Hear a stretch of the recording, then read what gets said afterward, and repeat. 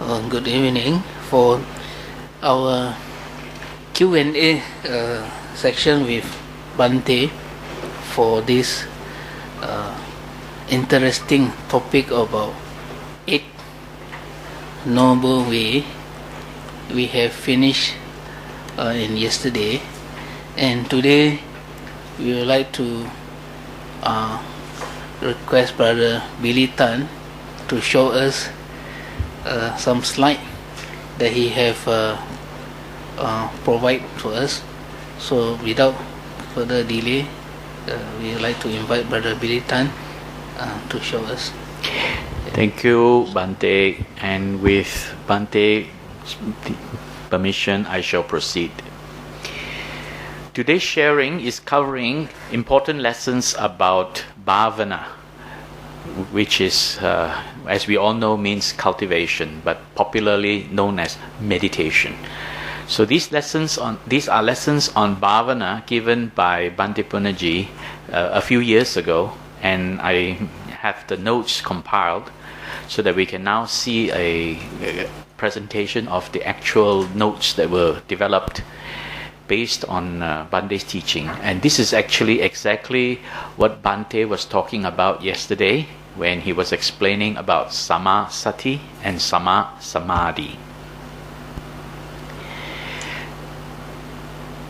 Today we're going to look at two things. First, what Bhante mentioned about how the self comes to mind, how we create the idea of a self in our mind based on the experience of the body. So we're going to take a look at a scientific explanation, how this self, the concept of a self, comes to the mind. Then we're going to take a look at realms of experience during meditation. So we will explore that further. First, how self comes to mind. Right? We look at the realms that we are in. The realm that human beings are operating in is the sensual realm, the Kāma-bhava. And we're basically organisms in an environment. We can only say we are organisms in an environment. We're operating in an environment, and as organisms in an environment, there are two important characteristics of these organisms. The first is this process of metabolism. The process of metabolism is what keeps us alive. Basically, the cells in the body absorb energy and they begin to divide, or some call it multiply, and then strong cells survive, weak cells die off, and some cells begin to give trouble, and that's how we age and we become sick, because some of the cells begin to operate in an abnormal manner. So basically this is metabolism, that cells are absorbing energy and they are multiplying. Then the other characteristics of organisms in an environment is that as human beings, we have evolved 5 physiological senses. And through these 5 physiological senses, we're able to experience and interact with the environment. Experiencing the environment means we are having the capacity to see, to hear, to smell, to taste, to touch. All this happening when activities of the environment stimulate our sense organs. Now, the Buddha spoke of 3 types or 3 parts of mental experience. He used 3 words, as Bhante pointed out. The first word, vijnāna, which basically means perception, arising from the 5 constituents of the process of perception, commonly called panchakanda. So as a result of the activity of the panchakanda, we have the first mental experience, and that is vijnāna. Vijnāna is basically what is perceived through the sense organs. The second part of mental experience is called mano, and this is from the psychologists, they call this the cognitive process, the process of cognition. And of course, from the layman's term, it also means intellect, our ability to think. Basically, the way Mano operates is that it is providing a categorized interpretation of perceptions. Everything that we see, We hear, we smell, we taste, we touch. The mano processes it and categorizes it and interprets it and then gives meaning to what was perceived. So what was perceived is basically arising as a mental image, rupa, and the meaning given is given a label, nama. So that's how we have nama rupa. And the third part of mental experience is called chitta, and this is commonly called the affective process or the process of affection. Or in layman's term, this is actually generically called our emotion. And basically, pleasant and unpleasant sensations arouse emotional excitements. And these arousal of emotional excitements lead to emotional reactions called tanha. And that's what Bhante translates the word tanha as. Tanha is commonly translated as craving, but a more accurate scientific translation would be emotional reaction. At the same time, with the experience of pleasant and unpleasant sensations, we begin to personalize these experiences. And this process of personalization is Upādāna. And this is often translated as clinging or grasping. But the more precise scientific translation would be personalizing or the experience or personalization of experience. And when this happens, we begin to personalize experience. We begin to create the notion that there is a self to be affected by the experience. So we're going to take a look at this part of the mental experience, how this personalization occurs and how this notion of a self arises. This is a very important aspect of understanding before we can actually understand fully how meditation is working. So we're going to take a look at the process of Upādāna, how our mind actually personalizes these experiences and then calls the body as the self as a result of that.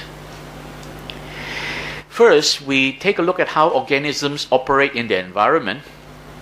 Activities from the environment will stimulate the sense organs, and basically all the sense organs are connected to the peripheral nervous system, which is in turn connected to the central nervous system. The central nervous system is made of two main parts: the spinal cord and all its connections, as well as the brain.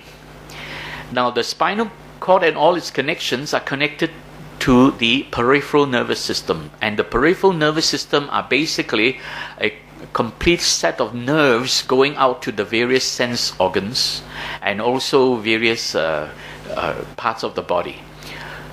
Whenever activities in the environment stimulate the sense organs, it brings information into the brain. And this information carried into the brain is then processed by the brain. The brain processes it and then sends instructions back down the spinal cord to operate the body. So it could send instructions to cause certain organs to behave in certain ways, and it can also cause the muscles to tense up. Basically, it causes a lot of activities in the body. So this is basically how the organism operates in an environment. Let's take a look at the brain itself. Basically, the brain has evolved into three main parts. The oldest part is called the brain stem. This is at the end of the spinal cord. And this is often referred to in layman's term as the survival brain. This part of the brain is responsible for regulating our body's autonomous function. That means those functions that are continuously happening and as a result of various conditions. And these functions are functions such as functions of the systems, like respiratory system, then it is the respiration going on, and the digestive system, then it is the digestion that is going on, or it is the circulatory system, which means it is the heart and the heart beating and the blood pressure, body temperature, and so on. So basically all those autonomic functions are governed by this part of the brain called the brain stem, and commonly called the survival brain. The next evolved part of the brain is the middle part of the brain called the limbic system, commonly referred to in layman's term as the emotional brain. This is basically the emotional command center. And this part of the brain is responsible for releasing or triggering the release of hormones, both neurotransmitters in the brain as well as hormones in the body. When these hormones operate in the brain, they are called neurotransmitters, and when they operate in the rest of the body, they are called hormones. So this is the part of the brain responsible for releasing these hormones. Then come the most recently evolved part of the brain, or the most modern part of the brain compared to these three. That would be the outermost layer called the cerebral cortex. The cerebral cortex is commonly called the learning brain, or some call it the thinking brain. This is the part of the brain that is responsible for the activity of cognition, the activity of our thinking, our learning, and managing various thoughts processes. So this cerebral cortex is actually referred to with a few other names. Cerebral cortex is actually made of 6 layers, and the innermost 2 layers are involved with the limbic system. The outermost 4 layers are actually the layers used for the thinking activities or the thinking process. And that part of the cerebral cortex is often referred to as the neocortex. Neo meaning new, so it's the outermost 4 layers, so it's called neocortex. Sometimes the cerebral cortex is also collectively referred to as the cerebrum, spelled with the R, cerebellum. Cerebrum. Cerebrum is this cerebral cortex, the thinking part of the brain. There is another part of the brain with a very similar name, just to be aware of. This one. This part of the brain is actually called the cerebellum, which is spelled with the L. A bit confusing for people who are not used to it. Cerebellum is actually responsible for memorizing automatic activities. You know, when we walk, the process of moving the legs and things like that, or when we eat, the process of moving the jaw, all these are automatic actions that are remembered in the cerebellum. So basically that's what it is for. So these are the three layers of brain, and the outermost is the part that is responsible for our thinking. And it is through our cognition that it interprets what we see, hear, smell, taste, and touch. And this interpretation causes activities in the limbic system. That means the emotional brain kicks in and actually reacts as a result of the interpretation of whatever we see, hear, smell, taste, or touch. So if we look at the spinal cord, basically this is the part of the brain where these nerves from the various sense organs are coming in to the brain, and these nerves carry sensation and feeling, Saññā and Vedayita.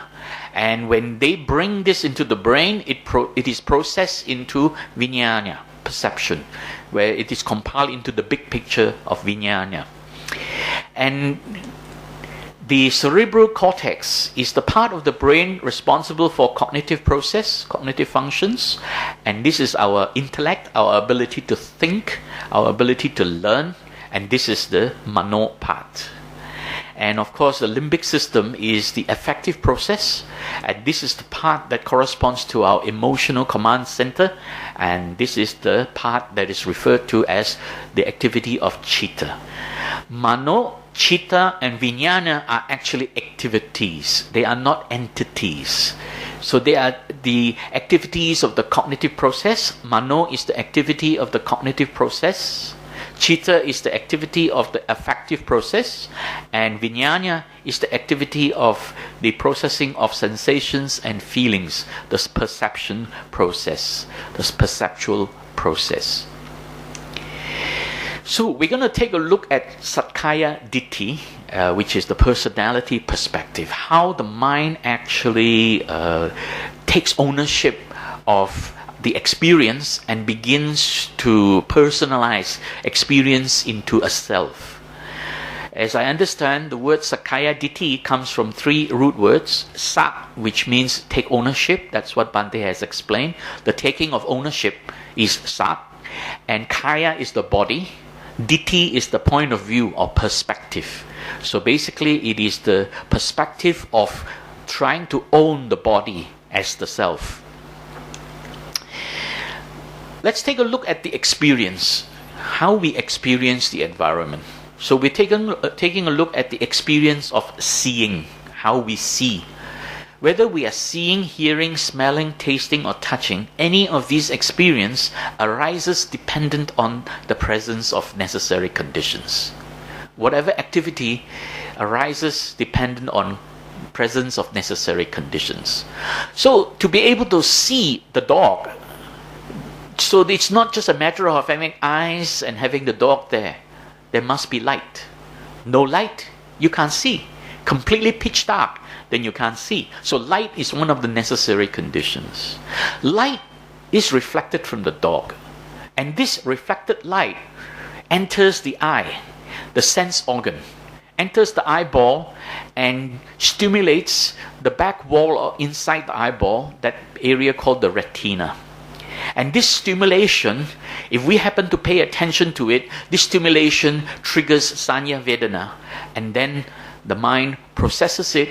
So the 5 constituents of perception process it and gives rise to a mental image that arises in the mind.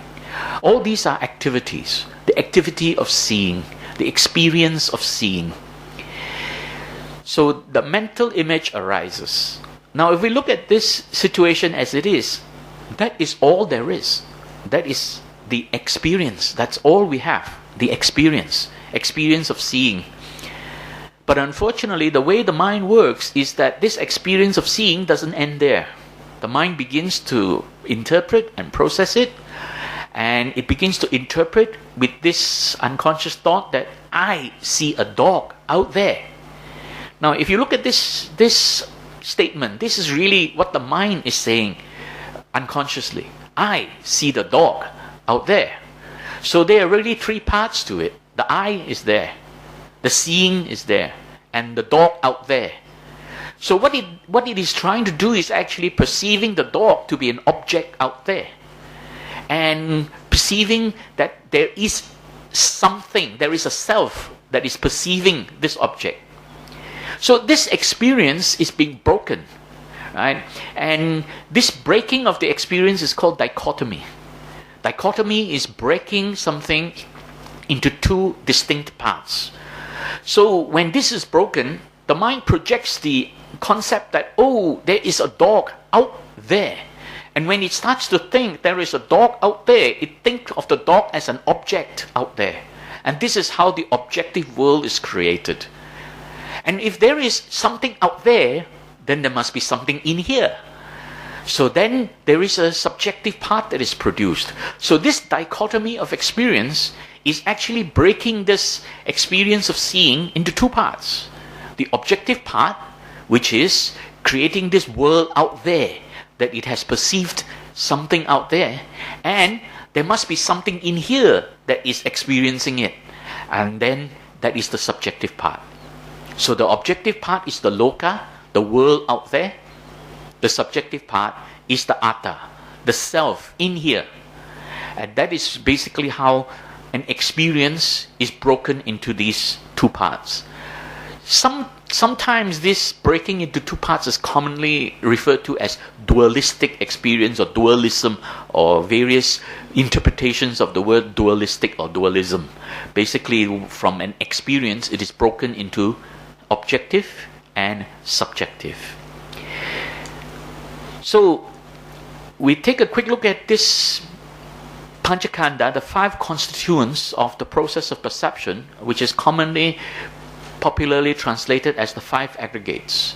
These are the 5 constituents of the process of perception. There's Vedana, Saññā. Now, Bhante translates Saññā in a scientific way called sensation. Sensation is the accurate scientific translation of the word Saññā.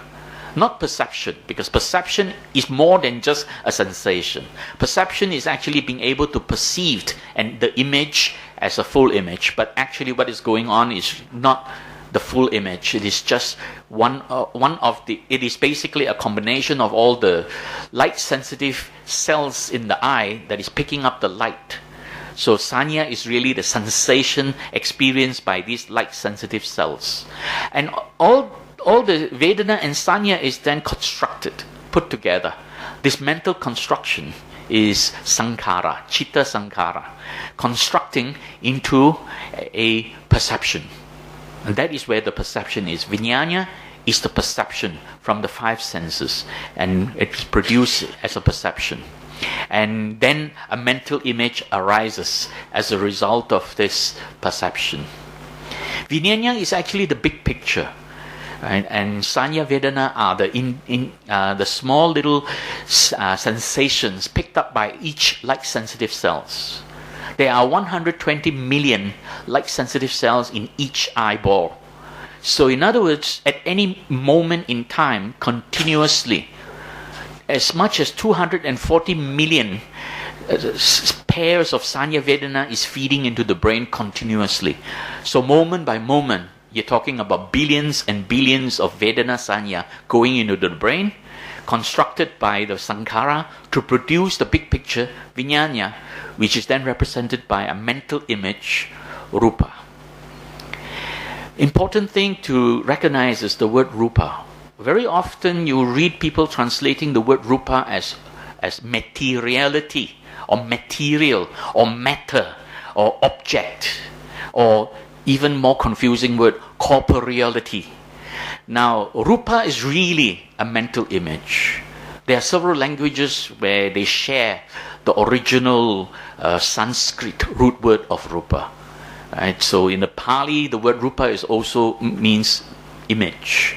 In Bahasa Malaysia, it is also, Rupa also means appearance or image. So basically, Rupa is not matter, object, materiality, corporeality, but image. So how do we personalize this experience? We personalize the experiences with the notion that there must be something that is experiencing it. And this personalization is called Upādāna. And then this something is the body. We think that it is the body that is experiencing this, therefore the body must be the self. There must be a self in the body, because that's what the body is experiencing it. And then we begin to produce the notion that there is an I. I am experiencing this. It is affecting me. And that is how the I, the me, arises. And the concept of self arises with that personalization process. And this leads to the delusion of the existence of a self. And this delusion is basically the moha. And this personalization process is the personalization of the body and the experience of the body, the experiences, and thinking that it is the body that is experiencing it. So this emotional concept of a subjective self being affected by feelings, and then the mind perceives that there is this body, and it personalizes these subjective feelings as the experience of the body. And this personalization is also translated as clinging or grasping. And because of that, it begins to create the notion that the body is the self. And basically, this is how that arises, the idea of a self in the world, because of this experience that is being broken into the subjective and the objective. Let's take a look at how this can happen. The psychologists are showing you an experiment where even a fake arm, a dummy arm, you may even personalize it as your own. And this is proving that therefore, that when we experience something, we begin to create the notion that something attached to this body or mind is experiencing it. So you can now see how a fake arm, a dummy arm, is being personalized as one's own self. Jonah's recreating a classic psychology experiment. The rubber hand illusion is a funny hack of the brain where you can convince people very quickly that this rubber arm is actually their own arm. He's setting up a stand at Venice Beach, where he'll test volunteers to see if they can experience sensations in a hand that's not theirs. Welcome to the rubber hand experience. I want you to put your left hand right here and put your right hand right here. Jonah has participants hide their right hand out of sight behind a divider. I'm just going to drape this so it's as if it's your real hand. While he places a rubber hand on the table in front of them. Just stare at this hand. Jonah primes participants by brushing both the fake and real hands simultaneously, a process which helps the brain link the feeling to the fake arm. I feel like you're doing that to my hand, but that's not my hand. My hand's over there, so that's kind of weird. That's kind of weird. Now that Jonah has linked this volunteer's brain to the new hand, he's got an even bigger surprise for her. That was a little bit scary. Good plunge. Oh my goodness. When you hit that thing, I thought I was gonna lose my hand. So I was so scary. And it really felt like that was like I could move those fingers if I wanted to. My brain decided that I could feel that. Yeah. And that you hitting that was hitting me. That's so strange how it does that. Impressive, right? Let's see how many other people fall prey to this mind game. My name's Jonah. Okay, so you keep on staring at that hand.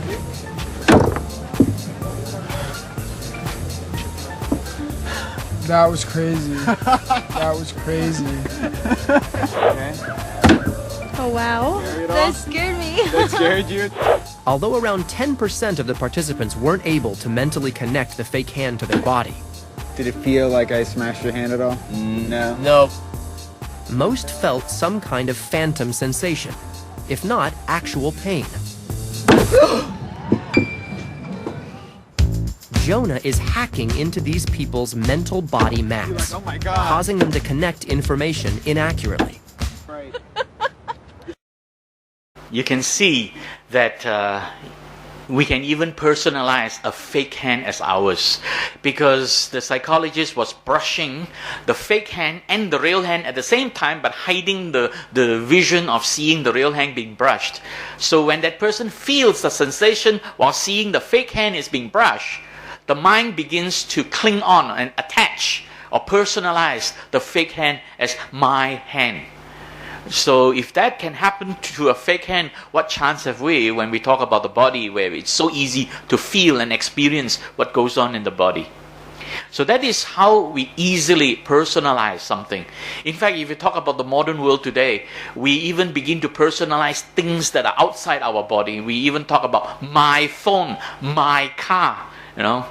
So we personalize in that manner. Personalization of the body as the self is actually the first of the 10 fetters, Samyojana. That has to be. These are the bonds bonding us to this, the existence, bonding us to the delusion of existence. So these are the 10 fetters, Samyojana. So being able to overcome this Sakkāya-Ditthi is the first of the 10. When we're able to overcome the first 3, Sakkāya-Ditthi, Vicikiccha, and Silabhata Paramasa. See, these 3, if we're able to overcome that and eradicate it from the mind, then basically we would become the Sotapan, the first of the 4 levels. And the next 2, Kamaraga and Patiga or Vyapada, basically if we are able to reduce them, then we become Sakadagami. And if we're able to get rid of it, then we become Anagami. And finally, if we're able to eradicate the remaining 5, number 6 to number 10, then all 10 are eradicated, we become Arahants. So these are the 10 fetters. So Sakkāya-Ditthi is the first one. So easy for us to personalize the body's experience as my experience and call it the body is me. Now let's take a look at this Bhante's teaching on Bhāvanā. and how we talk about the experiences, the realms of experience. The realms of experience in our present environment as human beings, we are operating in the sensual realm, the Kāma-bhava. And in this sensual realm, we then cultivate these practices.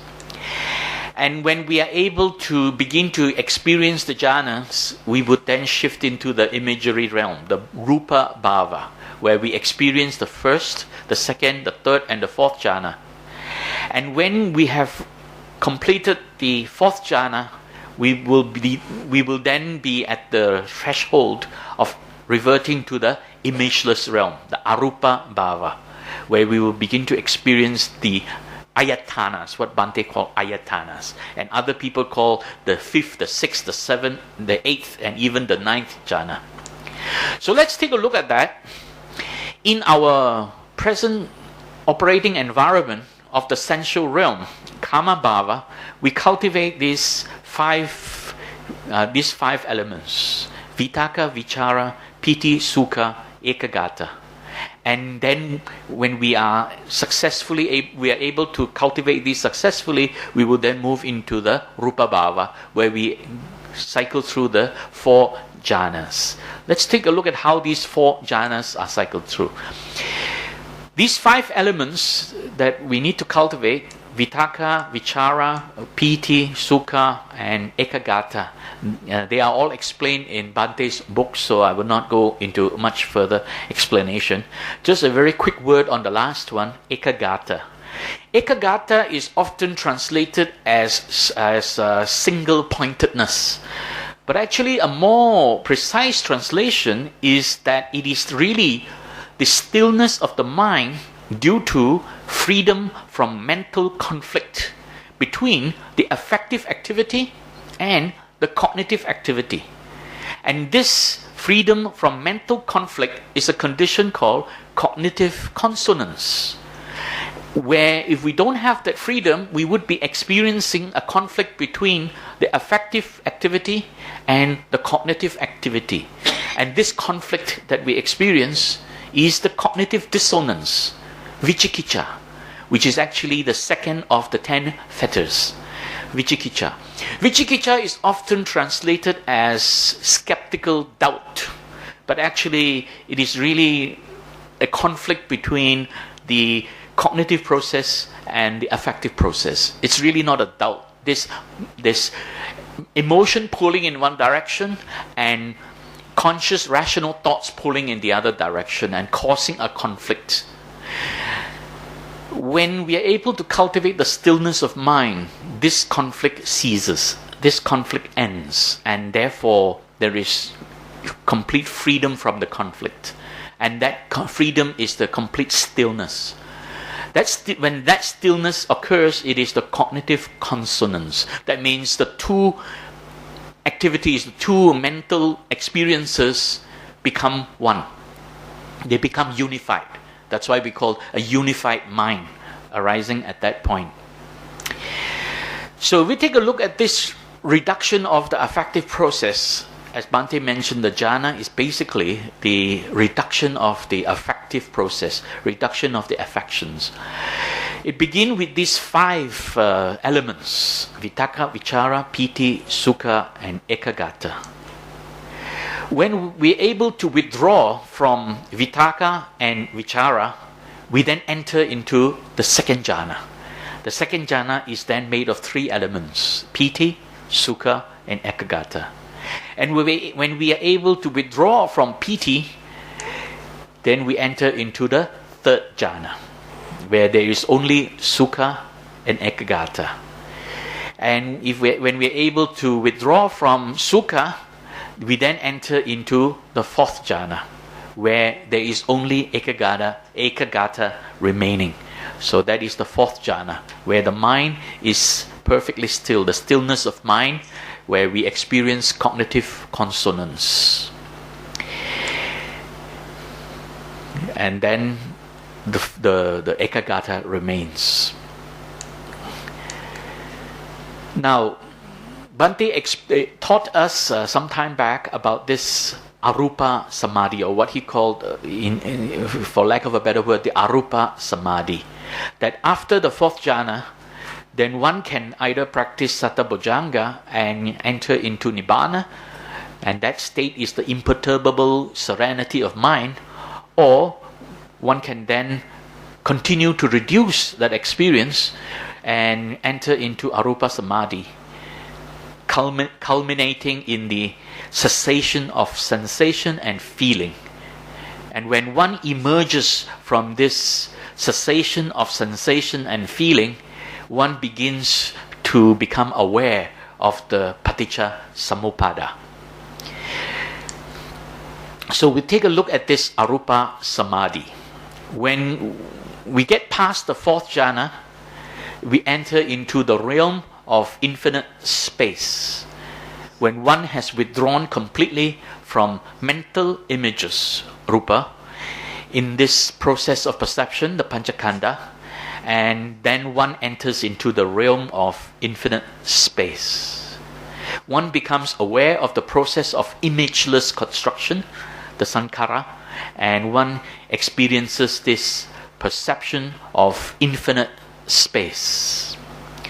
When one reduces that experience further, one enters into infinite perception, the realm of infinite perception.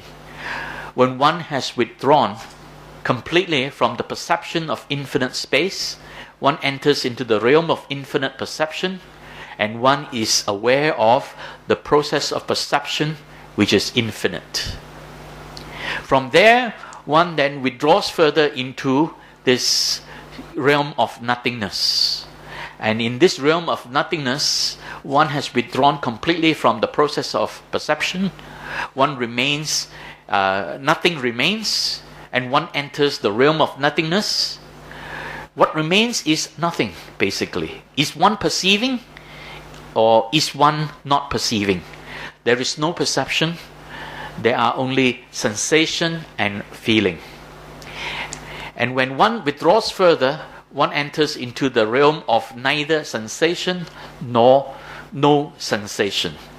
And this is when one has withdrawn completely from the perception of nothingness, one enters the realm of neither sensation nor no sensation. There is not the complete disappearance of Saññā and Vedana yet. They are still there. And then when one completely withdraws from that, that is when the cognitive process ceases. And that is the cessation of sensation and feeling, where the cognitive process completely ceases. One now withdraws completely from sensation and feeling. With the cessation of sensation and feeling, the cognitive process ceases completely. And one is then in a state of complete unconsciousness, avijja. So avijja is really this state of complete unconsciousness. But unfortunately, the word avijja is often translated as ignorance. Ignorance means you ignore something. Well, at this point in time, there is no mind. So there is no process to ignore anything. So avijja is really this state of complete unconsciousness. And when one enters this state, mind as an activity has ceased completely. And from there, this state is basically comparable to a dead body, except that in the dead body, there is this life activity or metabolism, life-sustaining process, and the body temperature are absent. There is no more metabolism and no more body temperature in a dead body. But in one who has attained this level, at this stage, in this body, sensation and feeling have completely ceased, but metabolism and body temperature are present. At a very minimal level, they are present. And according to Bhante, this state can be maintained only up to 7 days. And when one emerges from this, one becomes awakened from this state, one begins to become aware of paticca samuppada, or antecedental concurrence. which we will discuss at another time. It will be too lengthy to go into Paticca Samuppada. Okay, so basically this is really what Bhante has taught us some time back, and these are the notes that I have compiled. I am recording this, so we will be putting this on YouTube so people can see, and the notes will be there. Right, so that is the end of my presentation on this. So for those of you who are not in my mailing list, please drop me an email. I will send you the link to the YouTube. For those of you interested, please take note of my email address. It's billy.tan@hotmail.com. Just drop me a note, and I will, if you're not in my mailing list, then I will put you in and you will receive this recording, as well as recording of all the other Q&A forum that I've already done. Bhante, I believe you have received. I sent to you. Yeah, okay. Right. So that ends my presentation for the topic. I do have some additional to show, but maybe we cover some Q&A in this area first. If we have time, I'll show the rest. Some of the other stuff I want to show comes later. So, Bhante, is there anything that I may have missed or presented incorrectly? It's all well done, but maybe in the future, Yes. we'll try to get a way of visualizing the jhanas and the ayatanas. Yeah. Drawing diagrams. Think of in the diagram. Yeah, this will be quite a challenge because we are trying to put into a picture. Yeah. How do you draw a diagram of nothingness? Yeah. How do you draw a diagram of no sensation? Yeah. Neither sensation nor no sensation. That will be quite a challenge to draw a diagram like that. Anything else, Bhante, that I have missed that you might add or I don't questions? think you have missed anything. It's very good. And so we'll, if there are any questions people want to ask, it's a good time to ask questions. So. Yeah. Any questions anyone wants to ask regarding what has been shown? I think this is very important part of the lesson.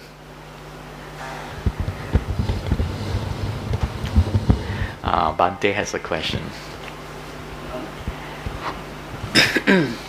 Bhante, let's say we meditate, when there is a painful sensation in the leg or the body, how to overcome that? Don't try to overcome any sensation. Just become aware of it. That's the main thing. And then it will disappear. The discomfort comes from your resistance to it. That is, you begin to hate it, then it becomes uncomfortable. But if you can just be aware of it and relax, the discomfort disappears.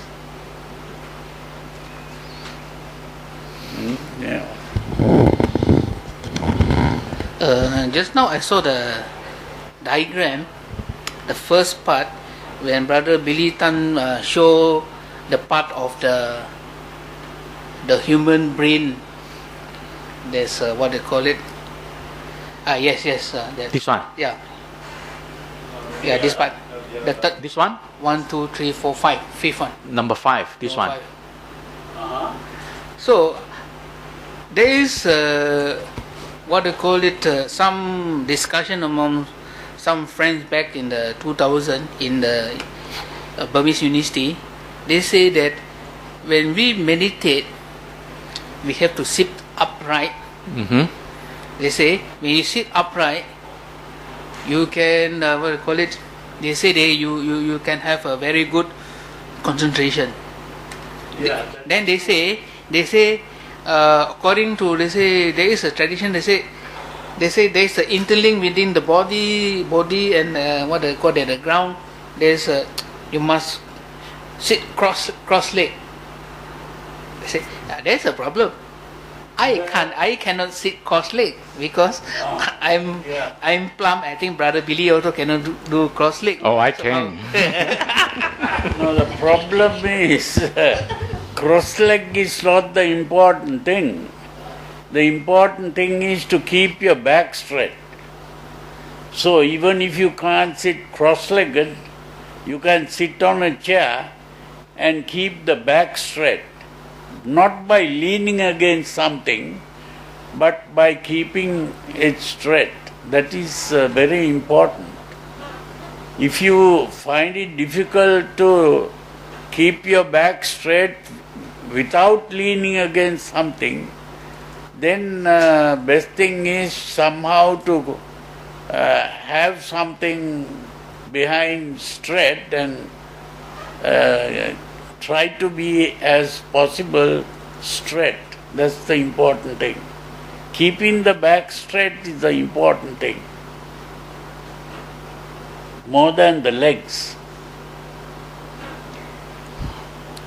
Yeah. Okay, I'll explain a little bit about this, Bhante. Yeah. Reticular activating system. Yeah. Yes. Yeah. So we'll go into this presentation here. Okay, in the brain, at the brainstem, right? The brainstem is the part that enters the brain, the start of the brain. There are very long neurons. Right? These neurons are called reticular formation. These are the longest neurons. Neurons are the cells in the brain, and they are normally quite short. It can be a fraction of an inch to an inch at the most. But these neurons are several inches long, very long. They stretch throughout the entire brain from the brainstem. And as you know, the brainstem is basically regulating our bodily autonomic function, digestion, body temperature, heart rate, and blood circulation, and so on. Okay, so the purpose of this reticular activating system is to sense what's going on in the body and allow and trigger activities in the brain that sympathizes with the activity that is going on in the body. So if the body is stressed, it actually sends signals throughout the brain to signal the brain that something is stressing me, that kind of thing, or something is stressing the brain. So these reticular formations are very long. They stretch throughout the entire brain. The moment they are aroused or triggered, they cause activities going on throughout the entire brain. And they stretch all over from brainstem all the way to the cerebral cortex, which is not found in any other type of neurons, only this reticular formation. Right? And what does it do? Reticular activating system regulates between three states: sleep, awake, and arousal activity. Switching between these three mental states: sleep and rest, conscious relaxed alertness, which is called in the zone. That means you are consciously aware and alert, but at the same time relaxed, not tensed. Then the third one is tensed, emotionally reactive, right? So this is in a stressed state, heightened stressed state. What happens is that whatever goes on in the body, the reticular activating system will try to accentuate that condition in the brain. So if the body is all tensed up, the reticular activating system will trigger signal throughout the brain that you are now experiencing tension. If the body is all relaxed, then the reticular activating system will do the same. It will trigger signals throughout the brain that you are in a relaxed state, either in a conscious relaxed state, where it is called in the zone, or in a very sleepy, drowsy state where you are in a rest state. Okay. So when we are stressed, this emotional activation arouses the amygdala. And this activates this sympathetic nervous system.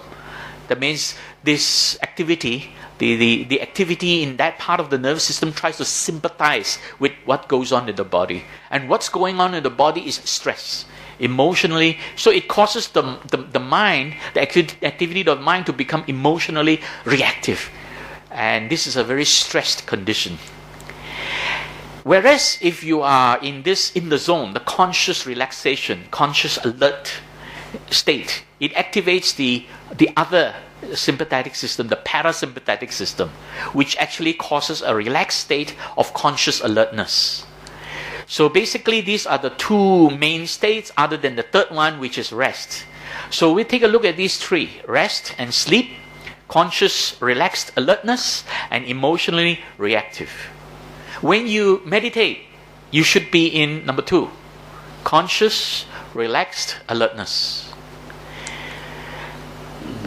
Number 1 is when your body is experiencing digestion straight after a meal. This is why you should never meditate immediately after a meal. Allow at least 1.5 hours after a meal before you meditate. If you want to meditate in the morning, do it before your breakfast. So this is the part where you are resting and digesting or sleeping. This is the part when you become consciously relaxed and alert and calm. And the important thing is calm, relaxed, and alert. And this is the part where you're tense, your body is agitated. So these are the 3 states. And this emotionally reactive states triggers the arising of memory, imagination, expectation. Memory is recalling past experiences, whether pleasant or unpleasant, then it begins to arouse your emotions. Imagination is creating an uncertain future or creating something which hasn't happened yet, and that actually arouses anxiety. And expectation is trying to change what is happening right now, demanding certainty in the present moment.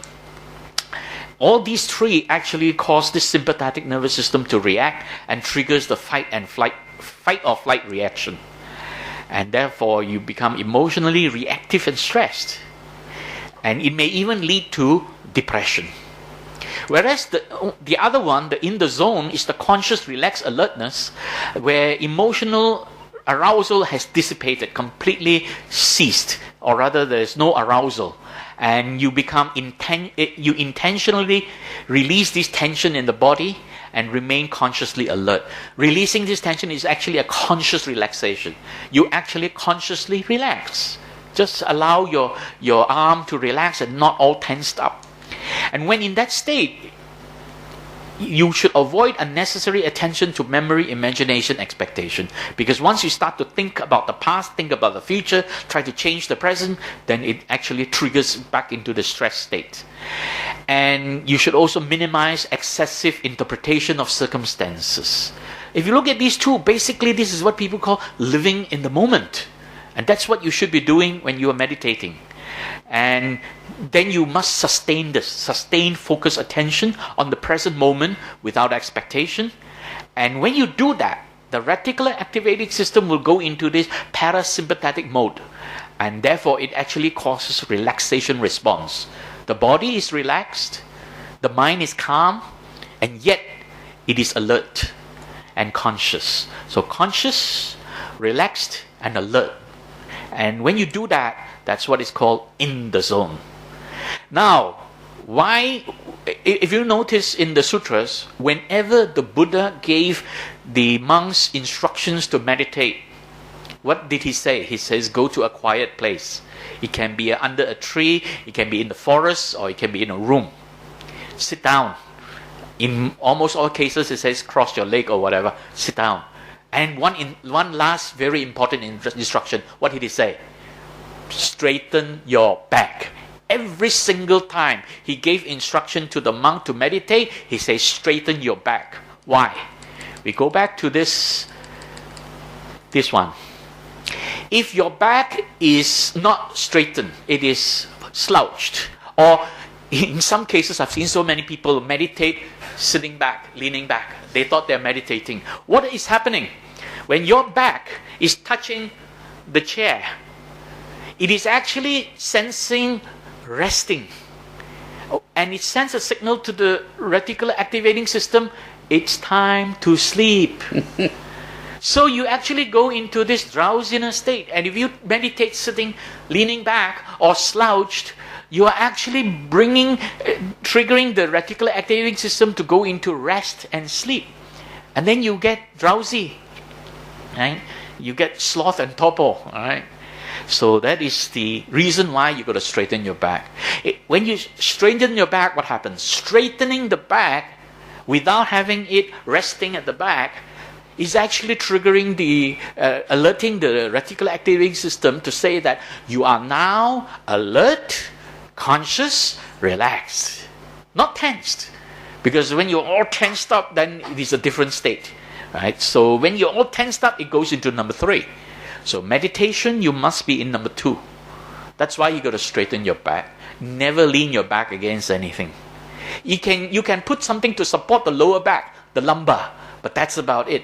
Because supporting the lumbar does not trigger a sleep state. You know, when you sit down with a cushion, you can still feel the lumbar, but you're not actually sleepy. But when you have your back, the upper back, coming into contact with a soft surface, it will trigger sleep state. So that is a very important thing to do. That's why when you meditate, always straighten your back. Whether you are sitting down, whether you are sitting on a chair, whether you are walking, straighten your back. And Bhante actually taught a very useful technique when you walk. When you walk, someone asked Bhante, should I put my hands in the front? Should I put my hands in the back? What do you think? If you put your hands in the front, your back is slouched. Put your hands in the back when you walk. Pay attention. And putting your hands at the back when you walk straightens your back. And so that is one of the ways, one very useful technique to apply. So, Bhante, this is the reason why we must straighten the back, right? Whether you need to cross your leg or not cross your leg, I personally don't think it makes that world of a difference. But perhaps crossing the leg could also increase the level of conscious, relaxed alertness. Half the time I meditate sitting on chair. I do have some difficulty sitting for long periods on the floor. So for those who have difficulty sitting on the floor for long periods, sit on a chair. Then it's a lot easier. But always, definitely straighten the back. I hope that answers your question, Bhante.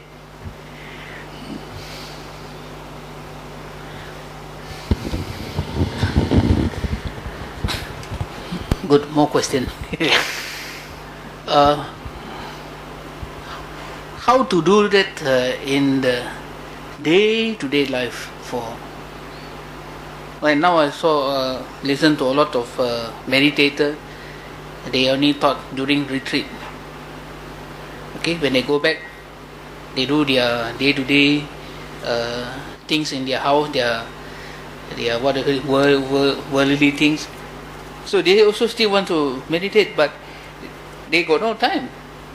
They only will come to the retreat center, and then or any retreat, they will practice and then go back, they forgot.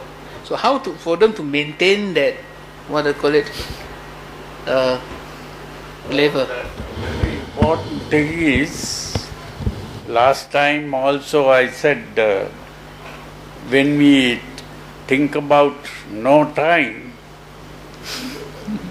we have to talk about what is the important thing and what is the not important thing. If you think meditation is very important, then you will have the time always. And the main thing you have to be doing is to keep the back straight even while standing, sitting and walking. And even if you are doing some work, still keep your back straight and also see whether your body is relaxed. The idea of relaxation must enter your mind. And so if you can keep your body relaxed and the back straight, most of what you want will automatically happen. And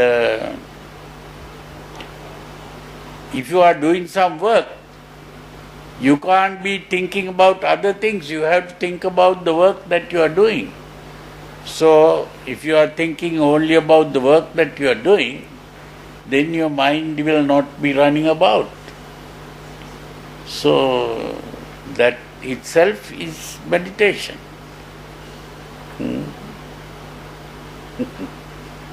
Yeah. I think there is a lot of happening for the past few years. A lot of people meditate.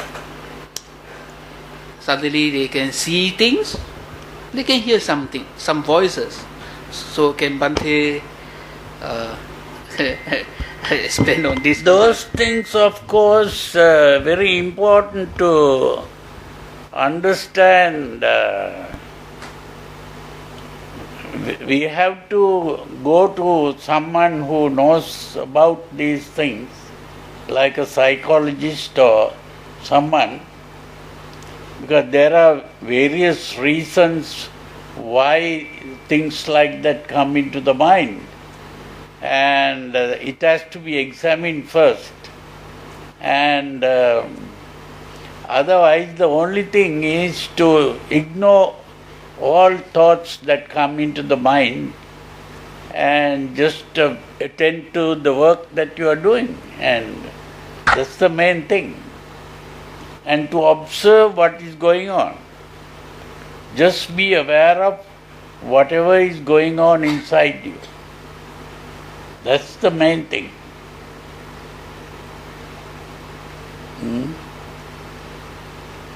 So the silence in the mind is the most important thing.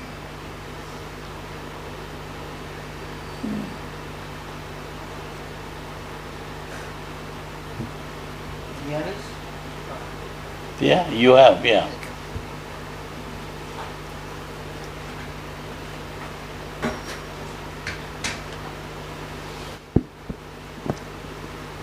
Bhante, I'm sorry to regress to the previous topic that I think Brother Billy has covered. I'm just wondering how to overcome sleepiness. How to overcome sleepiness? Yes. Just what Billy just told us. There are these three conditions: sleepiness and relaxation and agitation. Those are the three main things.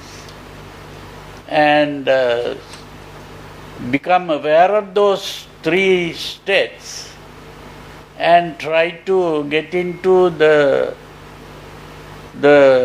conscious, relaxed state. So it takes time to be able to identify these three states and get into that. That is also what is called overcoming the five hindrances. That is Kāma Chanda, which is desire for sensual pleasure. Vyapada is anger, hatred. Those are the basic emotional reactions. And then comes sleepiness. If you try to stop those two things, you might try to become sleepy.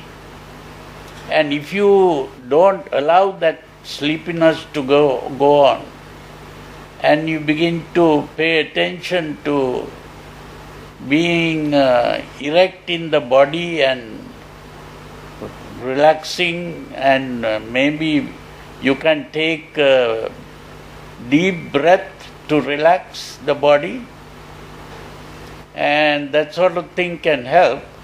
And also to avoid emotional agitation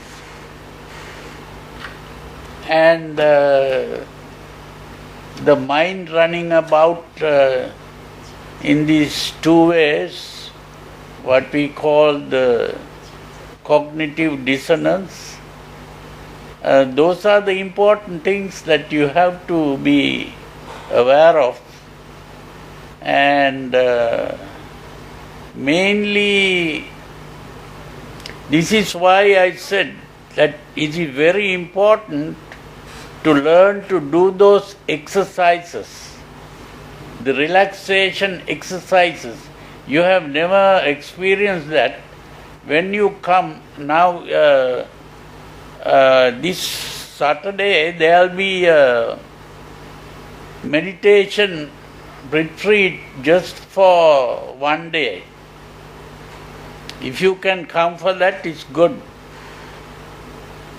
And be in touch with the office here, and they will inform you about all the meditation times, and you can come and join that. So he's one of our new people who became interested in meditation. So he has been given some things. Yeah. Bhante, may I answer that question? Yeah, yeah. Okay.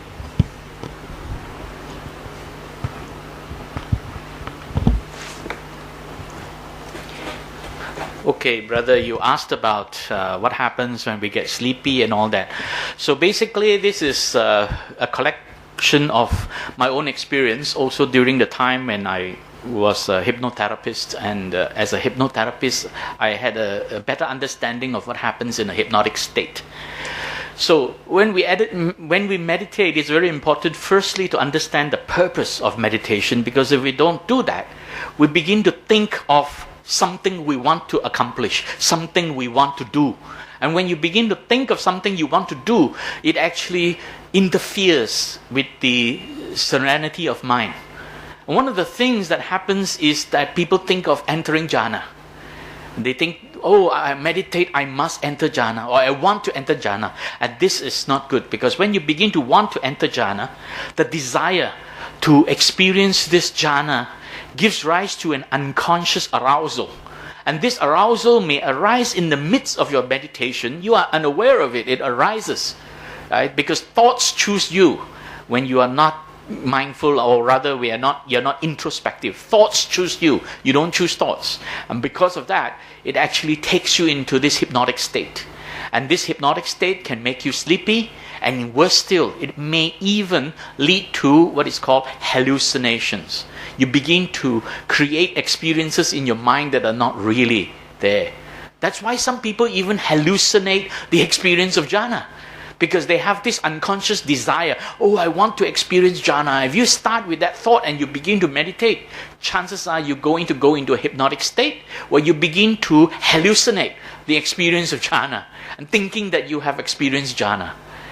And the second thing is that when you practice meditation, have no expectation at all.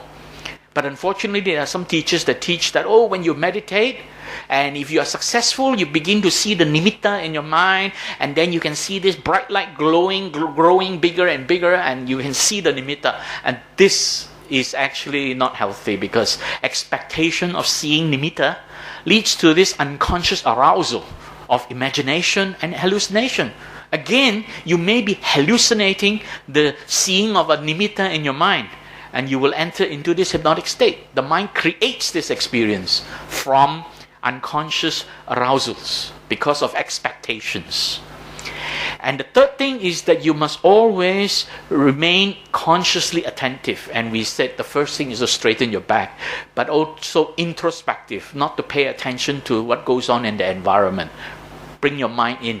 And the breathing is something you can use as a mechanism, as a tool to bring your mind in.